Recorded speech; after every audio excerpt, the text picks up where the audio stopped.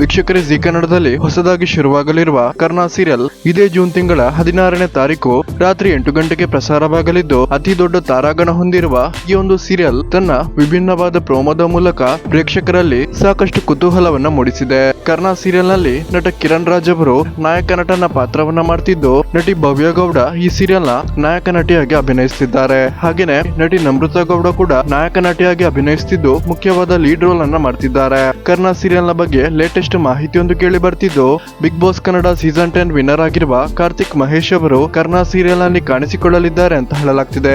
ಕಾರ್ತಿಕ್ ಮಹೇಶ್ ಅವರು ಕರ್ಣ ಸೀರಿಯಲ್ ನಲ್ಲಿ ಟೆಂಪರರಿ ಆಗಿ ನಟಿಸಲಿದ್ದು, ಇದೊಂದು ಕೇವಲ ಗೆಸ್ಟ್ ಪಾತ್ರ ಅಂತ ಹೇಳಲಾಗ್ತಿದೆ. ಕರ್ಣ ಸೀರಿಯಲ್ ನ ಪ್ರಮೋಷನ್ ಪರ್ಪಸ್ ಗಾಗಿ ಕಾರ್ತಿಕ್ ಮಹೇಶ್ ಅವರು ಗೆಸ್ಟ್ ರೋಲ್ ನಲ್ಲಿ ಅಭಿನಯ ಮಾಡಲಿದ್ದು, ಕರ್ಣ ಸೀರಿಯಲ್ ನ ಪ್ರೇಕ್ಷಕರಲ್ಲಿ ಮತ್ತಷ್ಟು ಕುತೂಹಲವನ್ನ ಹೆಚ್ಚು ಮಾಡಿದೆ. ವೀಕ್ಷಕರು, ಯಾರೆಲ್ಲ ಕರ್ಣ ಸೀರಿಯಲ್ ಅನ್ನ ನೋಡ್ಬೇಕು ಅಂತ ವೇಟ್ ಮಾಡ್ತಿದ್ದೀರಾ, ದಯವಿಟ್ಟು ಈ ವಿಡಿಯೋಗೊಂದು ಲೈಕ್ ಕೊಡಿ ಮತ್ತು ಈ ಸೀರಿಯಲ್ ನ ಬಗ್ಗೆ ನಿಮ್ಮ ಒಂದು ಅನಿಸಿಕೆಯನ್ನ ಕಮೆಂಟ್ ಮೂಲಕ ತಿಳಿಸಿ.